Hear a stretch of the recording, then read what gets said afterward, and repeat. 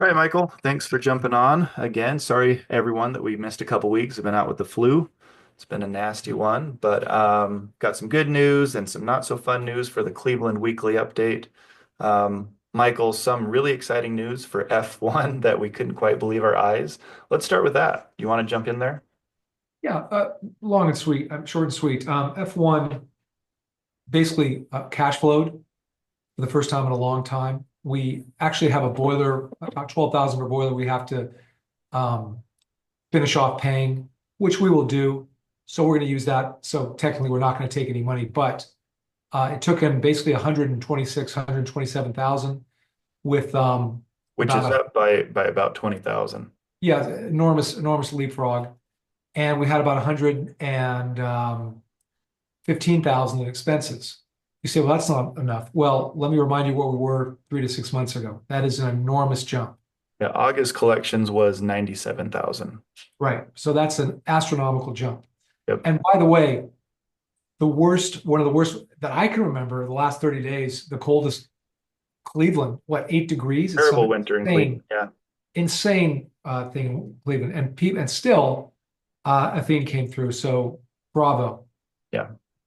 Dean's doing a fantastic job. So huge news there. Let me share my screen so you guys can see the tracker. Again, we send this out, so you guys should always have the link. Make sure you're clicked on the correct tab for today's date or this week's date. So 122 collected for F1, 19,000. That's about $1,000 positive for F3. So that's great. 175.9 for F4. That's getting closer to break even. FM5 and Lakewood, we are on the right track. I mean, if you look at occupancy, we are leased at 94 and 93. Those two properties, we're going to send out the budgets. We're still negative cash flowing and will be for a while because we just are not able to raise rents fast enough. But we're on that mission. That is the only goal at this point. So, everyone's been asking me, what's the next step? Well, both of those deals have a refi coming up that we have to execute. We're trying to get good terms from those lenders. Rates are insanely high, so that's been a struggle. But here's the collections that we have. They are increasing. We were down in the 50s earlier this year for Lakewood. We are way below that, way below the 70s for FM5. We need to be up closer to 95 to 100,000 for FM5 plus. That's a big jump, and we need to be really in the 75 to 80 range for Lakewood to positive cash flow. Again, we will get you guys news on the refis and what those loans look like, those loan options. It's not going to be pretty. Banks are not playing nice, but as far as the turnaround goes, Athene has absolutely executed our business plan and done better than we had hoped, faster than we had hoped. So we're very grateful to them. Same thing across the board here with FM1 and 3 and F4. So now we're just raising rents, like I said, and then working on delinquency. So here's delinquency. Um, Been hovering around these numbers for a while.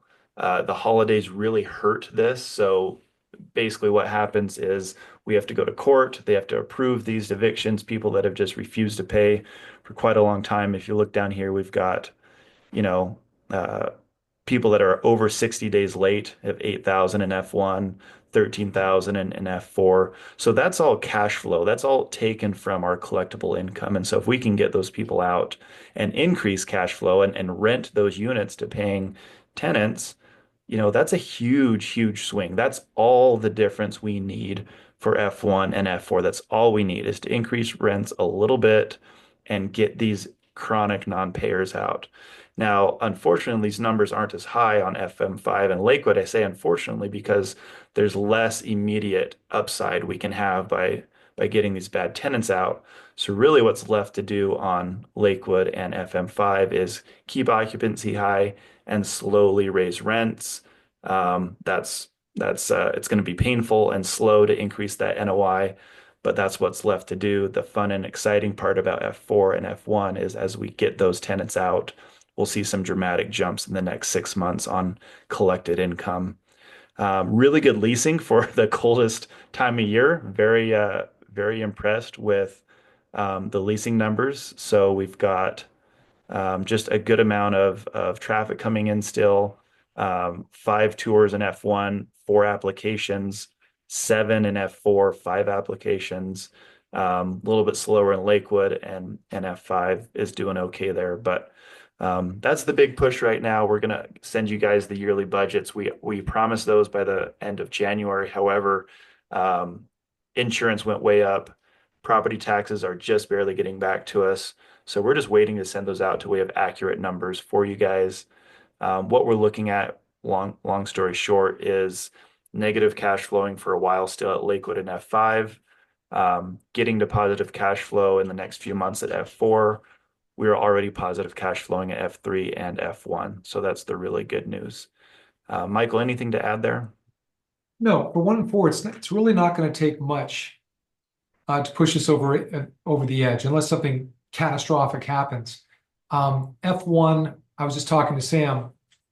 If we can stay on this track and improve delinquency, improve retention, it won't even take a huge increase of rents. So all of a sudden, by summertime, seeing cash flow in the 20 to 30 free cash flow in the 20 to 30,000 range. Same thing for F4. I don't see we're going to have any big, huge cash flow swings by June, but certainly if we go along this line, the bleeding will stop, and maybe we'll have some cash flow as we Exactly. keep going on. Because if they can pull this off in the most horrendous weather under the worst conditions with Yeah. this kind of demand, then again, unless something catastrophic were to happen, which is always possible, folks, then April, May, June, July will be a beautiful thing to watch. Yep, absolutely. And again, the silver lining here is with F4, as we get these bad tenants out, we'll see some nice jumps as we release those units that are currently occupied by people that every month do not pay. And that's the kind of the $1 million question we asked Norm last week is Norm, what's that for properties like this in Cleveland? Because we know what our delinquency is in Texas. We're sitting at a few thousand a month consistently, not 12,000, not 29,000 consistently, not 60,000 consistently. So we asked Norm, what's realistic? And he said about 7% is realistic. So, that's half of what we're looking at now. That would be increase in collectible rent over $10,000 per property. So that's the goal. That'll make all the difference in addition to keep raising rents. Um, that's all I've got. Appreciate you guys. Please reach out with questions. K1s, we're working on those. We'll get those to you as soon as we possibly can. Those are all always asked for at the beginning of the year, and we just barely got all the numbers finished and getting those off to CPAs. And so we'll be working hard to get those to you as on time as possible. Michael, that's all I've got. Appreciate you. Thanks. See you soon. Okay.